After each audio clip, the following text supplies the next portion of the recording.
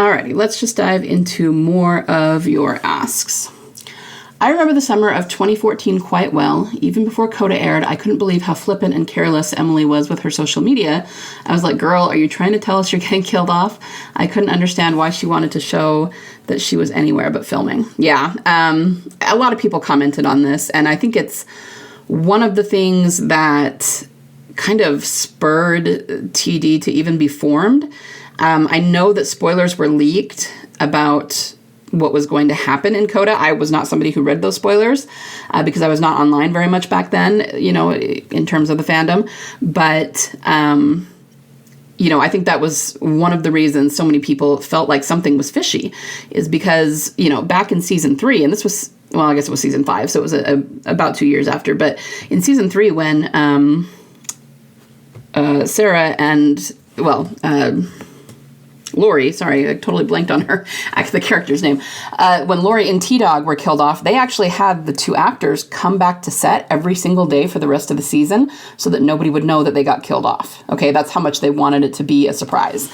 And yeah, they went out of their way to be really, really obvious about it with Beth. And that was strange. That was suspicious. They also had something where they leaked the picture of Daryl carrying her out before it actually aired on the West Coast, I think. And people were really upset about that leaked. But it's like, there's no way that happens on accident, right? So yeah, I agree. I think that they went out of their way to make people think she would die. And then since then, they've gone out of their way to make people think she's dead. And they're hiding, I think, that she's filming in Europe. And they're just really, really trying hard to make it be... to convince us that one thing is true when it's actually not. So yeah, I completely agree with what you're saying there. Alrighty, next one. Even if Beth wasn't given a crappy death, she still got a crappy end of the show. It's been many years, and she hardly got a mention in other seasons. Well, I mean, that's true, but I think that there's a reason for that. I've talked about that before. I mean, on the one hand, not very many of the characters get very many mentions because they don't have a lot of screen time, and they just don't spend a lot of time talking about all of them. So you can say Beth hasn't been mentioned very much, and that's true, but Glenn's only been mentioned a handful of times. Herschel's only been mentioned a handful of times. You know what I mean? It's not like they talk about all the other characters all the time. They really don't. But I also think not mentioning her was very strategic on the part of the writers to, for one thing, they're trying to focus the story on what they're talking about now, which is the comic book material, or, we're talking about the actual flagship show when it was still on. And, I've said this many times now, she was not part of the comic book material. And so she had to be given a coda, which meant that they had to skip over her story in order to focus on the comic book material, and then they're going to come back to it. So they're literally just focusing on what they are supposed to be focusing on. And if they were constantly mentioning Beth and constantly showing Daryl feeling sad about Beth, I mean, obviously we would all love that, but it would be that story instead of the one that they're actually supposed to be telling. So it's just the writers being focused, I think. And like I said, it's strategic in the sense that they kind of did want people, the audience, to, quote unquote, forget about her. I mean, not literally, and they're always reminding us of her outside the show. But for the narrative, they just don't want us focusing on her right now. So I think that's why. And yeah, I get that it's frustrating, but I think there's a reason to it, so it doesn't bother me all that much. Been doing a deep dive on some cast members' Instagrams. Funny enough, Scott Gimple only follows a handful of actors on Instagram. Most notably, Norman Reedus, Lauren Cohen, Denai, Michael Cudlitz, JDM, Christian Serrato, Stephen Young, and Emily Kinney. Emily has also liked all of Scott's posts the last few months about the ones who live and whatnot. I used to think Gimple really screwed her over back in the day, still kind of do, but clearly they seem to have a good relationship, and Emily has nothing but good things to say about him. It definitely negates rumors that he killed her off because he didn't like her. Yeah, definitely. I even heard rumors back in the day that he came on to Emily and she rejected him, and that's why he killed her, but that always sounded like crap to me. Yeah, guys, I talked about this when I talked about Carl's death. You got to stop listening to that sort of thing. If there were, especially in the era we're living in, the era of Me Too and all of the things that have happened in the past few years. If this kind of thing was going on the set, we would know it. Like, there would be lawsuits, there would be people speaking out. As angry as some people have chosen to be over choices the show has made, they would be making accusations left, right, and center. And the fact that that's not happening, it really tells you something. And yeah, this is really good evidence, that, like you said it perfectly, that they have a good relationship. And if she's suddenly started liking all of his posts again, where before she wasn't, that actually could be an indication that they're working together again. So yeah, thanks for doing this. I really don't have time to follow Instagrams all that much. People send me stuff and tell me what's being posted, but so this is good to know. And it's interesting actually that Scott Gimple doesn't follow very many of them. Maybe he purposely only follows the ones that he's currently working with, not out of being mean or anything, but because he treats his Instagram account as a business account. So it's not him following his friends, it's him following people that have to do with the show, and that he's purposely going to retweet or reblog or like their stuff or have them like his stuff because it's a business thing and they're promoting the show. Maybe he has a different ghost account he uses to actually follow his friends and family with, but his the account that we all know that's the public facing account is actually more of a business account for him. That would make a lot of sense. So yeah, thanks for sending that in. That's super interesting. Not really a question, but I still think it's huge that they have a Beth lookalike starring right next to Daryl in the show. Not only does she look exactly like Beth, but she also has the exact same harm scars. Come on, what more can we ask for at this point, other than Beth, of course?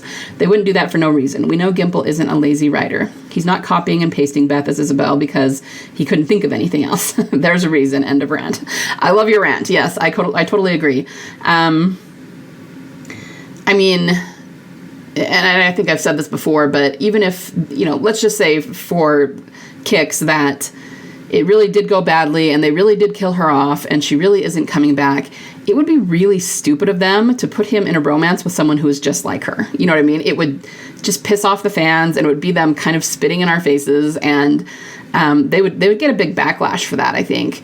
But it's also very clear that they're not going to put him in a romance with Isabel. If they were going to do it, it would have happened the first season. He tried real hard to leave even after she asked him to stay. Contrast that with Beth, right? But yeah, absolutely. The scars, kind of like the music box that I talked about the other day, it's a foreshadow of something, right? They're reminding us of Beth, and Gimple has a reason for everything that he does. So yeah, and certainly it's not because he couldn't think of anything else. That it always cracks me up when people say that the writing on the show is recycled. Lazy and recycled writing, it is not as successful as The Walking Dead is, ever. And if you're doing it purposefully because you're using circular arcs, that's different. And people just don't understand what they're actually seeing. So yeah, totally agree. Love your rant. I second that.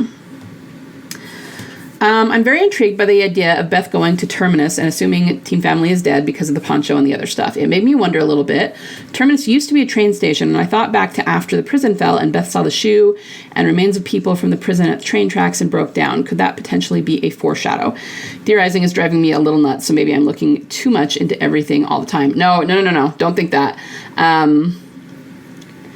There have been so many times in the past that something has crossed my mind and I've thought, maybe this one I'm taking too far and I'm looking into it too much. And every single time that symbol has come up again and we've connected it 4 different ways, and it's obviously very intentional. And every time I think that, it tends to be the opposite. So yeah, don't think that.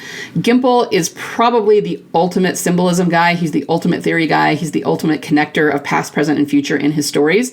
So as crazy as other people think we are and that we read too much into it, I promise he's reading into it 10 times more than we are. And he's probably putting a lot of symbols in there that we are not catching. So don't ever think you're crazy because of that.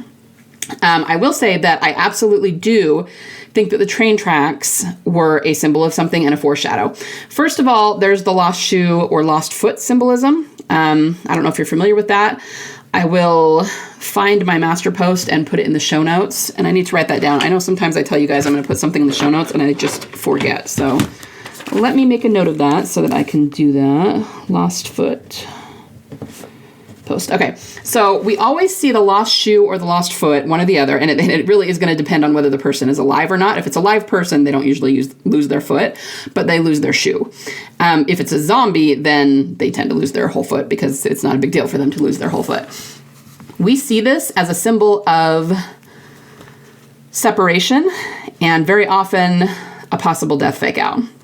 So the shoe that Beth saw by the tracks, that was the one for her. It was the symbol that she and Daryl were going to be separated. The other interesting thing is that very often when we see the shoe, I guess because there's different times and different ways in which we see it, and I do think they are nuanced. But often when there are two people around, it is a couple, and we're talking about them being separated as a couple. So clearly, Beth and Daryl, like, they're the only two people in that scene other than walkers. So especially the fact that they had her cry when she saw the shoe. Yes, there was a reason for it in the plot, and that is that she thought the children they had been tracking were dead. But her reaction is also symbolic of her reaction at being separated from Daryl, and they do that on purpose, okay? So the other places that we've seen the shoe, and the reason that this is a theory and not just a one-off, is because we saw one with Rick and Michonne in 7/12, which is Say Yes, which is the episode that was a very, very obvious foreshadow of Rick disappearing into the CRM. And there's a part where they're driving the car, they're trying to, I don't remember exactly what they were trying to do, but they had to both jump in the car, and it kind of didn't work. But at one point, there's a man who'd gone through the windshield, and of course he's dead, so he's reanimated as a zombie, and Rick's trying to pull him off the car, and the zombie's foot comes off in his hands. So we have the lost foot or lost shoe there, and then the foreshadow of Rick disappearing and Michonne thinking he was dead, and then we saw their reunion. So again, they're a couple, and that was a foreshadow of them being separated as a couple. The third one that comes to mind that we've seen was with Al and Isabel in Fear the Walking Dead. Now, if you haven't watched that, I know not everybody does, but Al and Isabel are a couple. They met. There was an episode that we just compared it a lot to Still, because it was the episode where they met and got to know each other and kind of bonded. And at one point, they were running. I can't remember exactly why, but I want to say it was Al's shoe. She lost it because it was like a mire. It was mud, and it came off, and she was running, and the camera focused on it, and she left her shoe behind. It was almost a Cinderella sort of thing, only she was wearing like combat boots, so it was kind of funny. Anyway, and now that I say that, I think that there has been some theories, I want to say, but we haven't focused on it a whole lot, that the left behind shoe thing, like, you could say, why a shoe? Why did he use that as a symbol of this? Well, to some extent, it could be about traveling, because they go to a far different place. But it also could be a Cinderella reference, that the shoe was left behind and Cinderella disappeared, and then the prince had to go looking for her, right? And in each case, that was true. We believe that Daryl will go looking for Beth. He doesn't know she's alive yet at this juncture, but I think that season 2 is when he will find out she's alive, and that him and Carol jumping on the bike at the end of season 2 is going to be them going to look for Beth. I mean, he certainly did in season 5, and I'm always talking about how they're going to repeat that template. Michonne went looking for Rick, and again, if you didn't watch Fear the Walking Dead, you don't know this, but Al and Isabel, they, basically kissed at the end of that episode, which obviously was not true of Beth and Daryl, but they kind of got together, but at the same time, Isabel was a part of the CRM, and they just kind of said, we can't stay together. This is not going to work. And so she left and went into the CRM, and so they were both aware of each other, but not together in the same place. And then we reached a point in the series where Isabel said, I'm done, I'm going to look for Al. And it was, I said that backwards, I'm sorry. Al said, I'm done, I'm going to look for Isabel. And it was because Isabel had left the CRM and gone up into the mountains, and Al went and looked for her, and then we kind of saw the reunion. So there's a few things that line up and are similar, at least in the ones we've seen, which is Al and Isabel and Rick and Michonne. And that is that one of them went missing both times, disappeared into the CRM, and then the significant other had to go looking for them, and then we saw a reunion. So I'm assuming that's what we will see with Beth and Daryl as well. And that was a really long explanation for what I think the shoe represents. But the train tracks are interesting too, because not only did we have Terminus, not only did we have the fact that Beth and Daryl crossed the tracks but did not follow them into Terminus. And of course, Daryl got there later with Rick and Michonne, but he did not go there with Beth.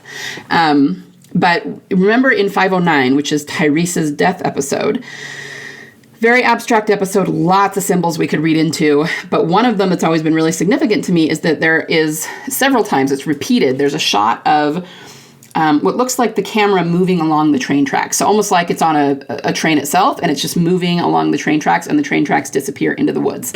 And I've always thought that that was maybe symbolic of Beth's arc of her journey, that she was heading off into the woods away from Team Family, but the train tracks do represent in some way her path, and maybe even her path back to Daryl. I don't know. But that's a symbol that we've seen around her a lot. The railroad tracks are important. So I absolutely think that it was on purpose that they showed this shoe, right next to the train tracks. You know, again, like you said, there is purpose in everything that Gimple does, and he places everything where he wants it to be. So if he did not want them to find that shoe next to the train tracks, he didn't have to have them find it there. They could have found it somewhere else in the woods, right? He purposely set it on the train tracks because the train tracks are an important symbol. So yeah, that was, like I said, that was a really long explanation, but I hope it answered your question.